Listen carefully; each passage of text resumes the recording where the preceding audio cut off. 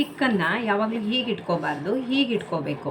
ಓಕೆನಾ? ಇದನ್ನು ಹೀಗೆ ಇಟ್ಕೊಂಡು ಹೇಗೆ ಪ್ರೆಸ್ ಮಾಡೋದು ಅಂದರೆ ಈ ಥರ ಪ್ರೆಸ್ ಮಾಡಬೇಕು. ಇದು mind related stress, memory power, ನಿದ್ದೆ ಚೆನ್ನಾಗಿ ಬರೋದಕ್ಕೆ, ಆ್ಯಂಗ್ಸೈಟಿ, ಕಾನ್ಸಂಟ್ರೇಷನ್ ಪವರ್ ಚೆನ್ನಾಗಾಗೋದಕ್ಕೆ ಇಲ್ಲಿಂದ ಇಲ್ಲಿವರೆಗೂ ಒಂದು 20 ಸಲ ಈ ಥರ ಮಾಡ್ಕೊಳ್ಳಿ.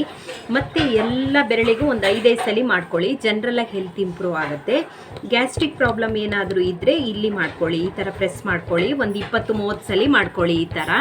ಹೀಗೆ ಸೇಮ್ ಪಾಯಿಂಟನ್ನು ಆ ಕೈಯಿಂದ ಈ ಕೈಗೆ, ಈ ಕೈಯಿಂದ ಈ ಕೈಗೆ 5 ಬೆರಳಿಗೂ ಮಾಡ್ಕೊಳ್ಳಿ. ಪ್ಲಸ್ ಇದು ಗ್ಯಾಸ್ಟ್ರಿಕ್ ಪಾಯಿಂಟ್ ಇಲ್ಲಿ ಮಾಡ್ಕೊಳ್ಳಿ ಹೀಗೆ. ಮತ್ತು ನಿಮಗೆ ಬ್ಯಾಕ್ ಪೇನಿಗೆ ಇಲ್ಲಿ ಮಾಡ್ಕೋಬೇಕು. ಲೋಯರ್ ಬ್ಯಾಕ್ ಪೇನ್ ಏನಾದರೂ ಇದ್ದರೆ ಇಲ್ಲಿ ಮಾಡ್ಕೊಳ್ಳೋದು. ಹೀಗೆ ಪ್ರೆಸ್ ಮಾಡ್ಕೊಳ್ಳಿ, ಕೈಯಲ್ಲೇ ಮಾಡ್ಕೋಬೇಕು, ಎರಡೂ ಕೈಗೂ ಮಾಡ್ಕೋಬೇಕಾಗತ್ತೆ. ಮತ್ತು ಇಲ್ಲಿ ಕ್ಲಾಕ್ ವೈಸ್ ಈ ಥರ ರೊಟೇಟ್ ಮಾಡ್ಕೊಳ್ಳಿ.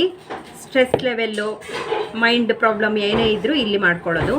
ಮೋಷನ್ ಏನಾದರೂ ಪ್ರಾಬ್ಲಮ್ ಇದ್ದರೆ ಇಲ್ಲಿ ಮಾಡ್ಕೊಳ್ಳಿ. ಈ ಥರ ಹೀಗೆ ಮಾಡ್ಕೋಬೇಕು. ಹೀಗೆ ಇಲ್ಲಿ ಪ್ರೆಸ್ ಮಾಡ್ಕೋಬೇಕು. ಸೇಮ್ ಪಾಯಿಂಟು ಎರಡೂ ಕೈಗೂ ಮಾಡ್ಕೊಳ್ಳಿ. ಇಲ್ಲಿ ಕ್ಲಾಕ್ ವೈಸ್ ರೊಟೇಟ್ ಮಾಡಿ. ಆಮೇಲೆ ಇಲ್ಲಿ ಮೋಷನ್ ಪ್ರಾಬ್ಲಮ್ ಇದ್ದರೆ ಇದು ಬ್ಯಾಕ್ ಪೇನ್.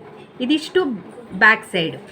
ನೆಕ್ಸ್ಟು ಈ ಬ್ಯಾಂಗಲ್ ತೊಗೊಂಡು ಇದು ಮಂಡಿ ಪಾಯಿಂಟ್, ಕಿರು ಬೆರಳು ಕೆಳಗಡೆ ಮಂಡಿ ಪಾಯಿಂಟ್ ಈ ಥರ ರಬ್ ಮಾಡ್ಕೋಬೇಕು. ಒಂದು 20-30 ಸಲ ಮಾಡ್ಕೊಳ್ಳಿ. ಈ ಕಡೆ ಯೂಟ್ರಸ್ಸು, ಬ್ಲ್ಯಾಡರು ಆ ಥರ ಪ್ರಾಬ್ಲಮಿಗೆ, ಇದು ಗ್ಯಾಸ್ಟ್ರಿಕ್ ಪ್ರಾಬ್ಲಮಿಗೆ.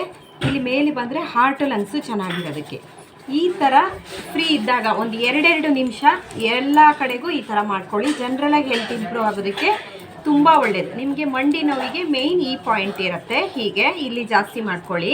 ಈ ಥರ ಸೇಮ್ ಎರಡೂ ಕೈಗೂ ಸೇಮ್ ಇದೇ ಥರ ಮಾಡ್ಕೊಳ್ಳೋದು. ಎರಡೂ ಕೈಗೂ ಒಂದು 2-2 ನಿಮಿಷ ಥರ ದಿನಕ್ಕೆ 2-3 ಸಲ ಮಾಡ್ಕೊಳ್ಳಿ.